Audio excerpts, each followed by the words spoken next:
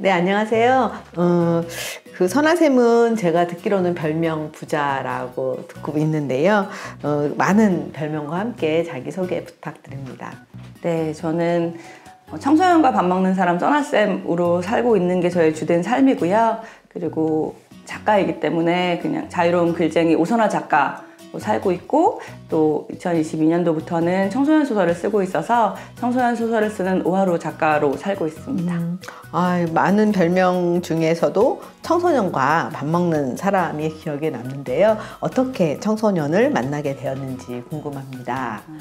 2009년도라고 해요. 그러니까 기억이 안 나서 요즘 좀 인터뷰하고 일하면서 질문들을 하셔가지고 처음이 몇 년도였지를 처음 만난 친구한테 물어보니까 2009년도에 제가 글을 잘 쓰는 사람이었는데, 원래부터 고등학교 때부터 문학 특기생이었고, 그 실기로 이제 예술대학교를 가고 글을 잘 쓴다는 거 하나가 약간 저를 그나마 자존감 있게 이끄는 하나의 이유였는데, 졸업을 하고 일도 없고 뭔가 이 작가가 되는 길도 너무 암담하고, 재능은 있는데 이게 나아가는 게 너무 힘이 없을 때 그냥 저희 동네 놀이터에서 그냥 쉬다가, 그냥 뭐 쉴 공간도 없고 돈도 없으니까 그냥 멍 때리다가 그냥 좀 숨이 트이려고 집 밖으로 나갔던 놀이터에서 항상 거기서 연기 내고 있었던 청소년 3명을 만나게 됐어요. 그래서 그 친구들과 이야기를 하게 돼서 배고프다 그래서 치킨을 사주게 된 게 계속 그 이후로 계속 청소년들을 만나게 되는, 약간 지금 생각하면 좀 소설 같은 이야기이긴 한데, 그냥 그 3명이 배고프다고 하는데 동네 애들이라서 그냥 치킨 정도는 사줄 수 있으니까 그렇게 먹이게 된 게, 이렇게 아이들이 점점 늘어나고 동네에서 이제 전국이 되고 뭐 이런 과정들 속에서 청소년들을 만나게 되었습니다. 네. 동네 놀이터에서 3명의 운명적인 만남을 했네요. 그렇게 또 그 아이들이 선생님을 또 부르는 여러 가지 또 애칭이 있다고 하는데요. 그 애칭은 어떤 뜻이 갖고 있나요? 보통 제가 이제 오선화니까 써나쌤이라고 가장 많이 부르는데, 그 아이들이 이제 자기들이 오징어라는 이야기를 제가 청소년 만난 지 한 몇 년 후부터, 오징어 게임이 나오기 훨씬 전부터 자기들이 저희 오징어예요 막 이렇게 얘기를 하기 시작했어요. 그러니까 본인들이 생각하기에 본인들이 너무 못났다, 외모적으로 준수하지 않다, 뭐 이런 말이었는데, 그 말이 처음엔 되게 속상해가지고 야, 왜 오징어야 사람이지 막 이랬는데, 트와이스만 사람이에요 막 약간 이런 뭐 이런 말들을 했을 때, 그런 기준이 우리가 너무 보는 기준이 너무 말도 안 되게 그렇게 됐구나라는 거 알면서 오징어 아니고 사람이라고 얘기를 하다가 문득 아이들이 팔이 빠져오거든요. 그러니까 어른들이 너무 잡아당겨서, 사회가 너무 잡아당겨서 제가 보기에는 팔이 빠진 것처럼 보였는데, 나도 무언가를 만약 옳다고 해서 계속 그 아이들이 하는 말이 아니야 사람이야 이렇게 하면 저도 팔을 빼는 것 같더라고요. 그래서 나는 조금 중간에서 합의를 보아주는 어른이 되어야겠다는 생각이 들어서, 그럼 오징어 중에 예쁜 오징어라고 하는 건 괜찮냐? 그랬더니 그거까지는 괜찮다고 해서 저는 아이들을 예쁜 오징어라고 부르고, 그 예쁜 오징어들은 저를 갑오징어라고 부르고 그런 오징어 후기 건설되게 되었습니다. 네. 스스로 아이들과 함께 하기 위해서 오징어가 돼주신 거네요. 네, 그렇죠. 참 청소년도 작년에 만났던 친구 다르고 올해 만났던 친구 다른 느낌을 받는데요. 이렇게 세대가 다르면서 점점 이 아이들이 달라지는데, 내가 달라진 건지 모르겠지만 그 아이들을 만날 때 아이들과 이렇게 꼰대가 아니라 정말 아이들 눈높이에서 만날 수 있는 선생님만의 팁이 있을까요? 우선 저한테 편견이 없는 것 같긴 해요. 제가 청소년 만나면서 너무 좀 글도 잘 못하는 것 같은데 청소년도 잘 못하는 것 같고 다 잘 못하는 것 같고 조금씩 하는 것 같았을 때, 제가 너무 존경하는 분께 제 재능이 도대체 뭘까요? 라고 물었을 때 저는 사실 듣고 싶은 대답은 너 글은 잘 쓰잖아 라는 거였는데, 그분이 저한테 그러시더라고요. 너 편견이 없잖아 라고 하셨는데, 이게 되게 좀 이상한 위로가 저한테 되더라고요. 그러니까 아이들이 왔을 때 저는 이 아이가 뭐 이런 옷을 입었으니까 이럴 거야, 뭐 예를 들어 뭐 보호자가 없으니까 이럴 거야라는 생각을 조금 안 하게 되는 것 같아요. 그냥 그 아이가 온 거, 그 아이가 말한 거부터 시작을 하게 되니까 아이가 달라졌다는 생각은 안 드는데 점점 그 사례들이 너무 다양해지는 거예요. 예를 들어 처음에는 뭐 엄마가 없는 친구가 있었다면 엄마 한 번 바뀐 친구가 있었다면 이제는 엄마가 5번 바뀐 친구까지 있거든요. 그럼 그 사이에 한 번 바뀐 친구, 2번 바뀐 친구, 3번 바뀐 친구, 4번 바뀐 친구가 있는 거잖아요. 그러니까 그런 그 어른과 구조와 사회가 만들어 놓은 사례들이 너무 다양해지니까 아이들이 힘든 게 다 그룹화할 수 없고 개인별로 되는 것 뿐이지 저는 아이들이 달라지는 것 같진 않아요. 청소년기에 그러면 어땠는지, 어떤 영향을 받았는지 네, 궁금합니다. 어른들이 이제 제가 청소년 돕는 사람 뭐 이렇게 얘기할 때 면대를 하긴 하지만 오히려 그 아이들이 절 도운 것 같다라고 생각을 하게 되는 지점인데요. 저는 되게 암울한 청소년기를 보냈어요.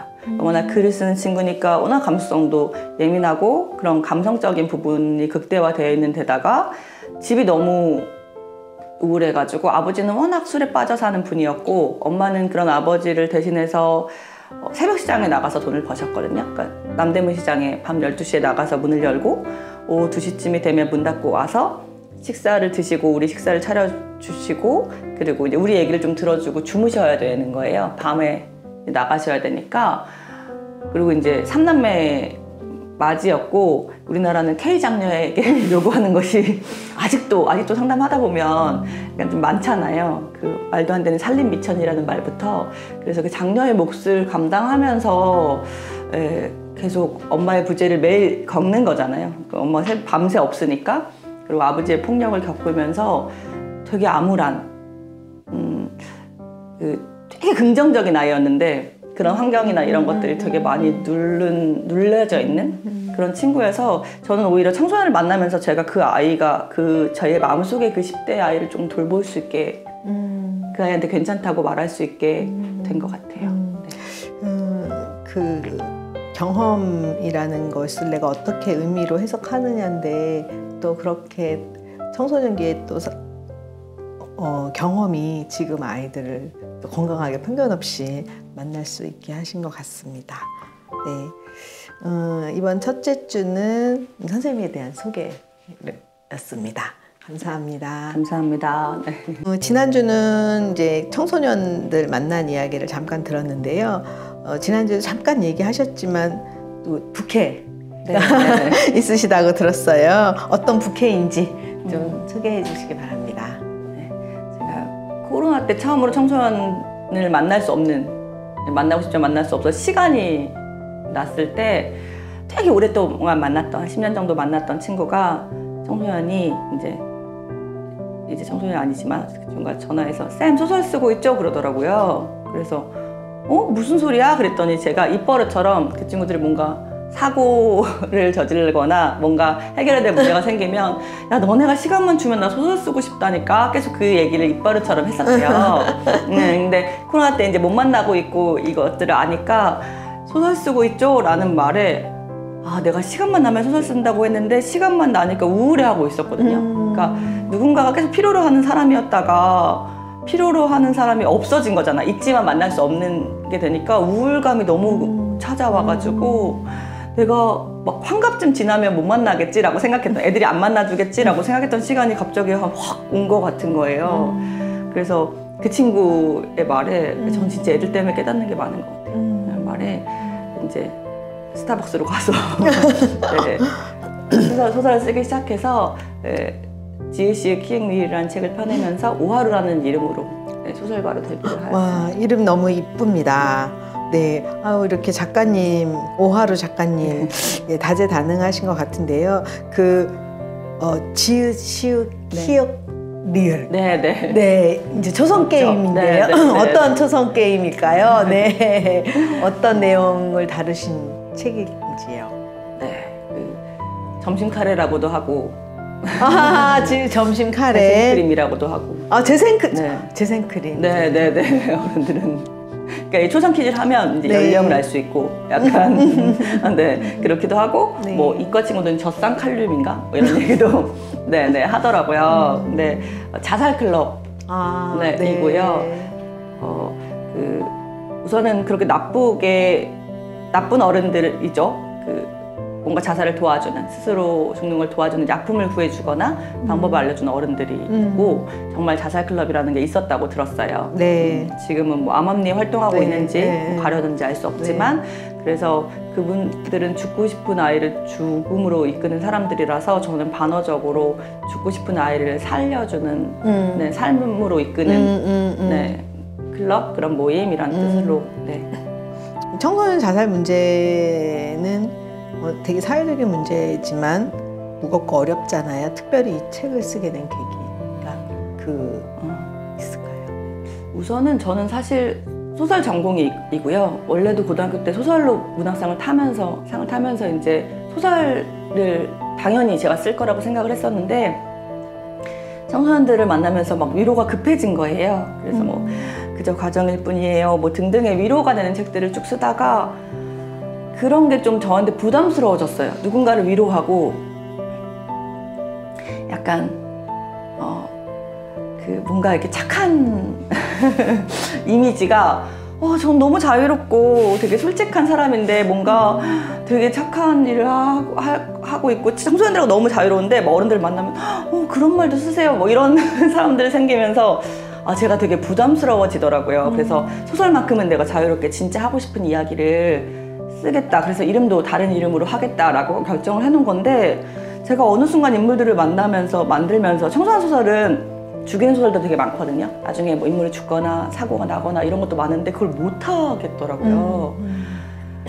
내가 이게 사람 자체가 변했구나. 사람 자체가 누군가를 죽이는 사람을 못하는 사람. 사실 문학이라는 건 죽이기도 하고 해야 되는데 그게 돼버렸구나를 깨달는 게 이상하게 저에게 위로가 됐어요. 사람들이 보는 내가 가식적인 게 아니라 진짜 나의 일부구나. 진짜 내가 그런 사람이 됐구나 라는 걸 깨달으면서 살아주어 고맙다라는 말을 문학으로도 해봐야겠다 라는 생각을 하게 됐던 저의 첫 책입니다. 북토크도 하시고 또 독자들이 했던 뭐 이야기나 리뷰나 이런 거에 있어서 또 내가 이 책을 쓰길 참 잘했다라고 느끼는 것들이 있을까요? 그냥 생명인 것 같아요. 저는 그냥 살아보겠다고, 조금 살아갈 힘을 얻었다고 할 때가 가장, 너무 멋진 것도 많은데 막 뭐 인생책이 됐다 뭐 이런 것도 사실은 작가로서는 더 기분 좋은 게 많은데, 저의 삶에서는 그냥 어쨌든 삶으로 조금 한 발짝 내딛을 수 있는 용기가 되었다, 위로가 되었다는 게 그 어떤 것보다 큰 것 같아요. 그 작가님 책에는 이렇게 마음을 울리는 구절들이 많은데요. 그 중에서도 작가님이 이 메시지를 전하고 싶어서 쓴 게 곳곳에 숨어 있을 거잖아요. 네, 좀 알려주시면 좋겠습니다. 근데 제가 삶의 일에서 막 이렇게 뭐라고 해야 되지? 일부러 막 쓰면 전 되게 오글거리는 거예요. 그래서 자연스럽게 썼는데, 사실 다른 작가님들도 그런지 모르겠지만 내가 이거 되게 좋아 라고 하는 것보다 이게 왜 좋지? 싶은 걸 더 좋아하시는 경우가 많은 것 같아요. 뭔가 이렇게 삶에서 우러나와서 그러는 건지 자연스러워서 그런 건지 모르겠지만, 근데 애들이 책을 읽고 자꾸 저한테 보내요. 그러니까 제가 쓴 거잖아요. 이게 너무 웃긴 게 내가 쓴 건데 저한테 보내요. 그래서 야, 이거 내가 쓴 거야 그러면 그러니까요 너무 좋았어요 뭐 이렇게 보내는데 그 중에 가장 많은 게 살자클럽과 자살클럽에 동시에 나오는 말인데요. 누구나 널 사랑할 수는 없지만 널 사랑해줄 누구는 분명히 있어 라는 말인데, 그러니까 뭐 모두 널 사랑할 수는 없지만 널 사랑해줄 한 명은 있다 라는 말이 좋은가 봐요. 그러니까 왜 그런지 모르겠지만 그게 좋은 것 같고, 또 많이 하는 말은, 이건 자살클럽에만 나오는 말인데요. 그러니까 지옥 끝에 있다가 우리도 모르게 살짝 지나치니까 천국이 시작되기도 하나 봐. 뭐 이런 말인데, 전 그건 아이들을 보면 진짜 제가 봤을 땐 지옥이거든요. 이 지옥의 삶을 얘네들이 살았다고 쉽게, 그걸 제가 인정하는, 그 사실을 인정하는 것조차도 너무 버거운 아이들이 자기들이 막 얘기하다가 그냥 말도 안 되게 그냥 아이스크림 주면 브라보콘 새로 나왔어요, 딸기 맛이네요, 뭐 이런 말도 안 되는 걸로 막 이렇게 웃음을 시작할 때가 있어요. 애들은 너 우는 거 개웃겨 하고 웃거든요. 우는 게 웃기다고 웃는 이 맑음에서 제가 그걸 생각해낸 건데 아 지옥 끝에다 놔도 우리 어른들은 안 되는데 이 환기라는 게 잘 안 된단 말이에요. 근데 애들은 작은 뭔가의 홀씨 같은 거를 찾아내서 그거를 또 그 꽃바람들을 일으키고 웃음을 일으키는 그 매력이 그 아이가 가지고 있는 것 같아서 저도 되게 좋아하는 구절이기도 해요. 맞아요. 그 아이들의 순수함이 그렇게 또 웃음 포인트. 네, 정말 그럴 때 신기해요. 또 마음이 좀 기특하기도 하면서. 맞아요. 네. 그래요. 누구나 다 나를 사랑해 주기를 바라는 마음이 있죠. 맞아요. 네. 아, 저도 그 작가님의 그 두 문장을 들으면서는 예, 감동이 됩니다. 이렇게 작가님의 책을 그러면은 어떤 분들이 더 많이 읽었으면 좋을까요? 네, 모든 작가님들이 그러시겠지만 모두 읽었으면 네. 좋겠는 게 관심을 좀 많이 가져주셨으면 좋겠어요. 이미 뭐 우리가 생각하는 정상가족이라는 게 이미 너무 그 견제해야 될 이데올로기가 된 것이 이미 오래됐고 너무 다양한 가정과 너무 다양한 아이들이 있고 너무 다양한 보호자가 또 있는데 이것들을 접하지 못하면 정말 그 자체가 그냥 편견이 되어버리는 것 같아요. 그러니까 누군가는 진짜 편의점 불편하면 가지 않을 거면서 문학 속에서만 위로를 나 아직 이런 마음이 있어 라는 위로를 얻는 게 우리의 한계라고 하시는 분도 제가 봤지만 무엇이든지 어쨌든 접하셔서 이렇게 많은 아이들이 아이들 스스로의 잘못이 아닌 걸로 죽어가고 있고 죽음을 고민하고 있다. 그래서 그냥 지나치지 않아 주셨으면 좋겠는 마음이 있는데 문학은 조금 그래도 마음이 너무 힘들지 않게 그냥 허구라고 생각하시고 읽으실 수 있잖아요. 그 안에서의 사실을 발견하시는 게 그렇게 힘든 뭐 르포나 이런 것이 아니기 때문에 그냥 많이 읽어주셨으면 좋겠고 우리 모두 마음속에 10대가 있으니까 그 10대를 위해서라도 읽어주셨으면 좋겠는 바람이 있습니다. 네, 어른들이 더 많이 네. 읽어야겠네요. 네, 이번 주는 부캐 오하루라는 부캐로 사는 오선아 작가님을 만나보았습니다. 감사합니다. 감사합니다. 네, 이번 주는 청소년을 만나고 있는 활동가로서 만나고 있는 써나쌤 얘기를 한번 해보도록 하겠습니다. 이 써나쌤은 얼마나 많은 친구들을 만나고 계신지요? 예, 그리고 그 아이들을 어떻게 써나쌤 알게 됐을까요? 네. 우선 처음에는 그 놀이터에서 첫 주차에 살짝 말씀드린 것처럼 놀이터에서 만나기 시작한 게 제가 그 처음 만난 친구한테 물어보니까 2009년이래요. 제가 숫자에 되게 약하거든요. 그래서 몇 명, 뭐 몇 년 이런 거 아마 몰라서 계속 하고 있나 봐요. 그걸 막 셌으면 벌써 10년, 막 15년 막 이렇게 했을 텐데 몰라서 그냥 오늘만 사는 인간이라서 오하루. 그래가지고 정말 오늘만 사는 인간이라 계속 그래서 2009년도에 그 친구가 만났다고 해서 2009년도부터 원래는 놀이터에서 시작했고요. 그래서 그 친구들을 몇 명 만나다가 동네에서 약간 배달 오토바이 지나가면서 저 있으면 멈추는 약간 조직의 보스라는 소문이 날 정도로 약간 오토바이들이 멈추니까요. 멋있다. 제가 지나가면 쌤 그래서 오토바이 좀 멈추지 마. 사람들은 나한테 말 안 걸어. 그렇게 한 7, 8년을 애들을 만나고 장소를 빌려가지고 뭐 애들을 만나기도 하고 제가 교회를 다니기 때문에 그중에서 교회를 가겠다는 친구들도 교회를 같이 다니기도 하고 뭐 검정고시를 같이 준비하기도 하고 뭘 했는지 모르게 그 아이들의 필요에 따라서 계속 움직이는 사람이었고요. 근데 코로나 전부터 점점 이제 강의도 제가 하게 되고 아이들은 피라미드예요. 점저지. 네. 내가 무슨 마케팅 사업 이런 거 하면 완전 거대한 피라미드일 것 같아. 막 이런 농담을 할 정도로 한 명이 되게 신기한 건 자애한 친구가 위로를 받으면 꼭 자애한 친구를 소개하고요. 이혼가정의 친구가 위로받으면 꼭 이혼가정의 친구를 그 같은 아픔을 겪은 친구를 이제 소개해서 그렇게 이제 제가 이제 아이들이 직접 연락할 때만 연락을 받거든요. 그러니까 누군가의 소개가 이 친구한테 괜히 어떤 강요일 수 있을 것 같기도 하고 부담일 수 있을 것 같기도 해서 그렇게 해서 누구라고는 얘기 안 하지만 친구가 알려줬어요 라고 해서 오는 친구가 가장 많고요. 그 다음에 뭐 강의를 통해서 강의를 들었는데 그 중에 한두 명인 친구가 아픈데 말하지 못했던 친구들이 연결이 되고, 그 다음에 책을 읽고 얘기를 들어주는 사람이면 얘기할 수 있냐, 이렇게 그렇게 세 가지로 가장 많이 아이들을 만나게 되는 것 같아요. 아이들 만나는 방법이라고 해야 하나요? 네네네. 원래 처음에는요, 제가 처음 아이들을 만났을 때는 아이들이 친해지면 카톡이나 채팅을 했거든요. 그러니까 그게 있는 것 같아요. 그때는 스마트폰이 처음 나왔을 때라서 아이들이 그거를 막 지금만큼 활용하지 않는 것 같은데, 그래서 친해지면 관계가 되면 이제 카톡으로 연락해서 또 만나고 그렇게 되는데, 지금은 거꾸로예요. DM이나 카톡이나 뭐 어쨌든 본인들의 창구로 텔레그램이나 이렇게 연락을 해서 그 연락으로 이야기를 되게 많이 주고받아요. 속 얘기를 다 하고, 그래서 만나고 싶어지면 이제 그 다음에 오프라인이 돼요.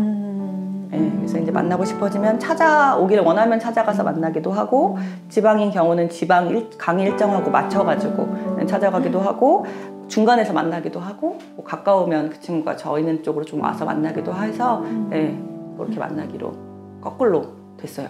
그러면 쓰고 있는 게 뭐 기본적으로 팬메나 카톡 메시지, 그다음에 인스타 DM, 텔레그램 여러 가지를 쓰겠네요, 아이들이. 네, 그런데 폐매는 이제 없고요. 폐매는 이제 어른들만 있는 세계라서. 네네네.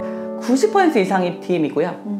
그 인스타 아이디가 5개까지 만들 수 있어서 이름을 감추고, 이름을 감추는 이유는 우선 본인이 익명이길 원하는 경우도 있고, 본인의 부모가 나를 알아, 내가 알아, 혹은 조금 알려진 분이야, 뭐 이런 경우에 익명으로 할 수 있으니까 DM이 가장 많습니다. 아, 그렇군요. 친구들은 아니 오늘도 새벽 2시까지 아이들하고 하다가 오셨다고 들었는데, 그 DM을 통해서 계속 이렇게 얘기를 하는 거잖아요, 메시지로. 네네네네네. 어떤 이야기 가장 많이 나누세요? 가장 많은 건 죽고 싶은 마음이에요. 살고 싶지 않은 마음을 이야기하는 게 가장 많은데, 그것의 뭐 이유는 뭐 여러 가지가 있는데, 가장 큰 것이 가정, 가족이고요. 그 다음에는 학교나 관계, 그 다음에 입시. 요렇게 되는 것 같아요. 제가 야매라서 퍼센테이지를 나누지는 않았지만, 뭐가 제일 많냐라고 물으시면 그게 제일 그렇게 순위별로 되는 것 같습니다. 그 아이들은 그런 문제로 자살을 생각하는 거가 제일 많은 건가요? 네네네. 그러니까 모든 자살, 이렇게 살고 싶지 않은 마음이잖아요. 근데 그 이렇게가 그 정도로 나눠지는데, 그것들이 가장 많은데, 요즘은 그게 다 겹쳐져 있는 경우가 가끔 이제, 요즘은 제가 되게 힘든 건 뭐 이런 거죠. 그러니까 엄마 아빠 이혼하면서 뭐 할머니한테 맡겨지고 그래서 힘들었는데, 그러다가 관계 어려움을 겪게 되고, 그래서 자해를 하게 되고, 그래서 나중에 약물까지 손대게 되고, 뭐 이렇게 항상 그렇게 한 4-5가지가 겹쳐 있는 경우가 요즘에는 가장 많아요. 그래서 조금만 빨리 하면 그 단계가 이미 더 겹쳐지기 전이라서 항상 요즘에는 조금만 빨리라고 생각하는데, 그러다가 이제 막 시작한 어린 친구가 연락 오면 또 그건 그것대로 너무 어린데 가슴이 아픕니다. 이렇게 아이들이 죽음까지 생각하는 기로에 서 있는 아이들을 이제 계속 만나면, 지금도 이제 얘기하시면서 눈시울이 빨개지셨는데, 그 선생님이 갖는 어떤 무게감이 되게 남다를 것 같아요. 그래서 이런 것들을 어떻게 또 극복이라기는 뭐하지만 이렇게 해결, 단어가 뭐 해소? 뭐 그 정도. 저는 어쨌든 뭐 상담을 하거나 그러려고 준비한 사람이 아니라서, 조금 원래는 상담사님들 기준이 있으시고 그것대로 하실 텐데, 전 나중에 이제 좀 기준들을 제가 살려고, 내가 살아야 아이들을 살릴 수 있겠구나가 저한테 좀 와서, 새벽 2시도 2시까지 하고 이제 마감하기로. 원래는 이제 밤을 계속 새서 잠을 못 잤는데, 제가 수면장애가 와가지고, 이러다가 내가 한 살 한 살 이제 더 나이를 먹으면서 안 되겠다 싶어서 2시까지, 그리고 가능한 긴급하지 않으면 주말은 연락하지 않기, 뭐 이런 기준들을 조금 정하고 있고요. 그리고 가능하면 저에 대한 노출을 좀 그러니까 뭐 방송이나 뭐 제가 알려질 수 있는 창구를 다 차단하고 나가지 않고요. 왜냐면 현장을 지킬 수 없을 것 같아서, 시간이. 어쨌든 그런 룰들을 좀 만들었고요. 저도 이제 전문 상담사에게 상담 받고요. 상담 받고, 또 하나는 저만의 시간을 만드는 거 뮤지컬을 좋아해서요. 4월 12일날 제가 헤드윅 조정석표를 구해서 약간 그렇게 제가 저만을 위한 시간을 또 만들기 시작한 걸로 되는 것 같아요. 근데 그렇게 하다 보면 또 이제 걱정이 되니까 조금 저의 여유를 가져 좀 환기를 시키고 다시 왔다가 그렇게 하게 되는 것 같아요. 이제 아픔들이 계속 될 거기 때문에 가늘고 길게 되게 지혜로우신 것 같습니다. 책에 나온 구절처럼 우리 사회가 청소년이 덜 아프고 더 행복하게 바라기 위해서는 우리 어른들에게 쓴소리 좀 해주십시오. 아이는 아이예요. 너무 많은 그 짧은 영상들과 너무 많은 자극적인 뉴스들이 아이가 마치 아이가 아닌 것처럼 괴물인 것처럼 다뤄지는 것들이 너무 많은데 예를 들어 게임 중독의 K 모 군이 뉴스에 나왔다는 건 사실인데 우리 집에 김민수는 아니거든요. 얘는 학원 갔다가 학교 갔다가 잠깐 게임을 하는 건데 이 뉴스를 보시고 너 그러다가 게임 중독돼 라는 건 어른의 잘못된 두려움이지 이 아이의 잘못은 아닌데 너무 일부의 진짜가 모두의 진짜인 것처럼 그런 두려움과 공포 마케팅이 너무 많아진 세상이라서 두려우신 건 당연히 자녀를 키우시는 분들 더더욱 위험한 세상인 거 맞지만 그 두려움을 자꾸 발산하신다고 아이가 옳게 되는 게 아니라 그 두려움을 전가받아서 훨씬 더 불안한 삶을 살게 되거든요. 그래서 맞아요. 이 아이는 아이고 보신 게 맞고 10대 아이들이라고 다 무슨 학교 폭력을 저지르고 다 가해자고 다 있죠. 10대에도 사이코패스가 있겠죠. 20대도 있고 30대도 있고 40대도 있는 건데 마치 10대만 뭐가 나오면 청소년들은 다 그런 것처럼. 그리고 제가 블로그에 청소년이라는 우주라는 글을 연재하거든요. 그러니까 애들에게 우주가 있는데 마치 어른들이 그거는 아무것도 안 봐주고 너희는 아니잖아. 어린이만 세계가 있잖아. 라고 하는 것 같은 속상함이 저한테는 있어요. 그래서 청소년도요. 아이고요. 여러분들 생각하시는 것만큼 막 그렇게 막 다탈선이 되고 막 이 아이들 무슨 경험들을 다 미리 했고 이러지 않거든요. 진짜 순수한 아이들이 훨씬 더 많고 어른들이 하는 걸 미리 하면 안 되는 것들을 한 아이들 다 어른들한테 배운 거예요. 그 아이들이 그런 어른들한테 노출되지 않았으면 그 아이들도 그 아이로의 순수함으로만 살 수 있었거든요. 그래서 결국은 다 우리들 잘못이기 때문에 네. 그냥 아이는 아이, 청소년 청소년. 우리가 낙엽 굴러가면 웃었던 것처럼 지금도 아이들이 낙엽 굴러가면 웃어요. 네, 그래서 다른 아이들 아닌 거, 이상한 나라에서 온 아이들 아닌 거, 중2는 병 아닌 거 좀 알아주셨으면 좋겠는 간절함이 있습니다. 예, 맞습니다. 있는 그대로 아이들을 보는 것이 참 어른들의 염려 때문에 네, 우리 아이들이 있는 그대로 보는 게 어려운 것 같습니다. 오늘 청소년을 만나고 있는 써나쌤하고 함께 이야기를 나눠보았습니다. 네, 감사합니다. 이제 마지막인데요, 벌써. 이번 주는 저희 수용자 자녀 이야기들 같이 하고 싶습니다. 선생님이 이렇게 우리 아이들, 세움의 아이들을 만난다면 이 아이들을 갖고 있는 차별과 편견에 대해서 또 어떻게 아이들에게 이야기해 주시고 싶으신지요? 고3이 그 아이의 이름이 아니듯 수용자 자녀도 그 아이의 이름은 아니니까요. 그냥 우리가 어쩔 수 없이 단체에서 그렇게 지칭해야 되는 명으로 어쩔 수 없이 사용하시는 거니까 저도 그냥 그 아이의 이름 그대로 만나지 않을까. 네, 그 수용자 자녀라는 게 저한테 별로 그렇게 중요한 것은 아닐 것 같아요. 근데 그 아이가 그것으로 인한 아픔이 있다면 이제 그거는 그대로 들어주겠지만 네, 수용자 자녀로 하기보다 그 아이 이름으로 먼저 만날 수 있지 않을까라는 생각이 듭니다.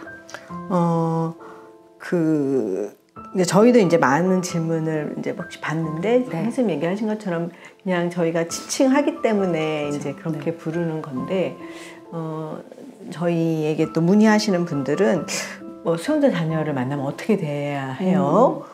이런 질문을 하시는 분들이 많아요. 수용자 자녀뿐만 아니고 저한테 그런 질문, 예를 들어 수용자 자녀는 어떻게 해야 돼요? 시설에 사는 아이들은 어떻게 해야 돼요? 엄마 없는 친구는 어떻게 해야 돼요? 이런 질문 되게 많거든요. 그 앞에 붙는 것들이 꽤 많이 다양해지고 많아졌어요. 근데 제가 뭐라고 말씀드리냐면 그 작가들이 쓰는 교정 부호 중에 이렇게 동그라미 치고 이렇게 돼지꼬리처럼 하면 그 부분을 빼라는 거거든요. 그래서 그 아이 앞에 있는 그것들은 다 교정 부호로 빼주시라고 말씀을 드려요. 네, 그리고 수용대 자녀라고 해도 그 안에 인프피와 엠프피가 있을 거고 너무 다양하게 뭐 네. 어저께 아버지가 뭐 수용됐거나 10년 전에 엄마가 수용됐거나 너무 다른 양상들이 다 케이스가 다를 텐데 그것들을 갇히지 마시고 한 아이가 내게 온 확률이 그 어떤 소설이었는지 까먹었는데 인연이 그렇대요. 하늘에서 실이 하나 머리카락이 하나 떨어졌는데 그게 땅에 꽂혀있는 바늘구멍에 들어갈 확률이래요. 그 확률로 한 아이가 온 거잖아요. 뭐 멘토가 많다고 그냥 그 중에 우연히 연결된 건 아닌 것 같고 굳이 그 아이가 다 세움에 오는 것도 아닐 텐데 네. 그렇게 딱 연결된 확률이 우리가 그 정도로 신이 준 확률이라면 저는 그게 너무 기쁘잖아요. 네, 어쨌든 나쁜 사람은 나쁜 남자 아니니까 너무 이상한 것도 많고 그래서 그 자체의 기쁨으로 이 아이가 나한테 왔네. 그럼 내가 먼저 해줄 수 있는 건 무엇일까?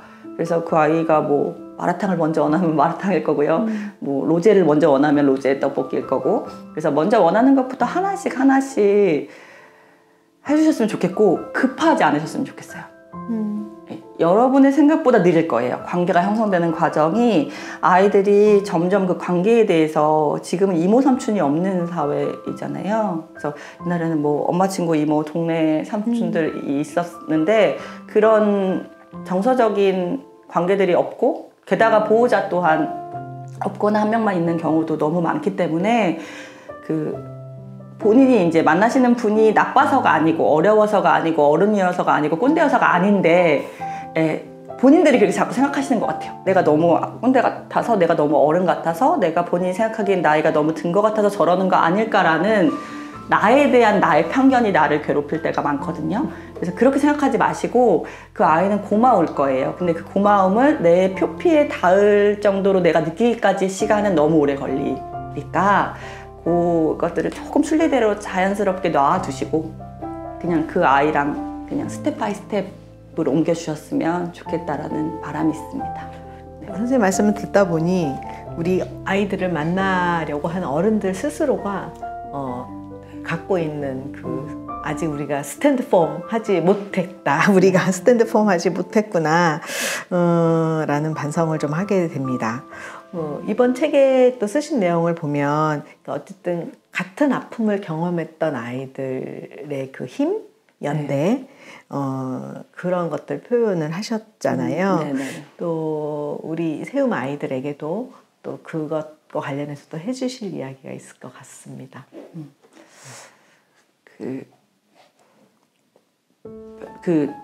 본인들 한 명 한 명은 너무 특별하지만 내 아픔이 너무 특별하거나 특이하거나 막 이게 나만 있어서 나만 골마야 되거나 그렇게 생각하지는 않으셨으면 좋겠어요. 언젠가 SNS가 처음 만들어지고 한 친구가 김밥에서 오이를 빼는 사람들 모여 라는 걸 올렸어요. 그러니까 자기 엄마한테 계속 그거 들은 거지. 김밥에서 오이 빼먹고 먹는 사람 너밖에 없어. 김밥에서 오이 안 먹는 건 우리 집에 너밖에 없어. 뭐 이렇게 얘기를 들은 거예요. 근데 얘가 답답했던 거예요. 그러니까 SNS는 처음으로 이제 여러 사람들이 만날 수 있는 장이니까 김밥에서 오이를 빼고 먹는 사람들의 모임을 만들었는데 10,000명이 너무 금방 모였다는 이야기를 들었거든요. 그러니까 눈에 보이지 않을 뿐이지 같은 아픔이 너무 많고 그 아픔 또한 틀린 건 아니니까 내가 틀린 게 아닌 것처럼 그게 막 그것 때문에 나는 그 아픔 밑에 숨어 있어야 되고 절대 그렇지 않으니까 누군가는 뭐 다리가 부러지는 경험이 있고 나는 손에 상처가 난 경험이 있는 것처럼 그냥 그 경험 중 하나니까 그렇게 생각해 줬으면 좋겠고 또 책에 내가 쓴 말 중에 같은 아픔을 겪었다는 건 괜찮아라는 말보다 더 괜찮은 위로가 돼라는 말이 있는데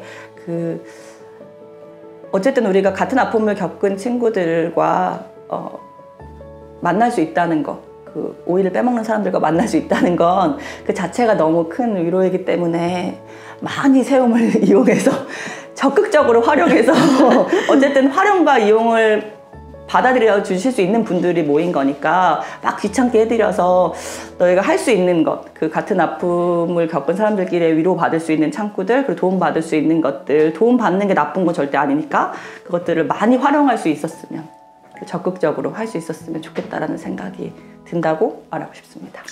네, 말씀에 우리 아이들이 많이 힘을 받았을 것 같습니다. 그랬으면 좋겠습니다. 네, 감사합니다. 감사합니다.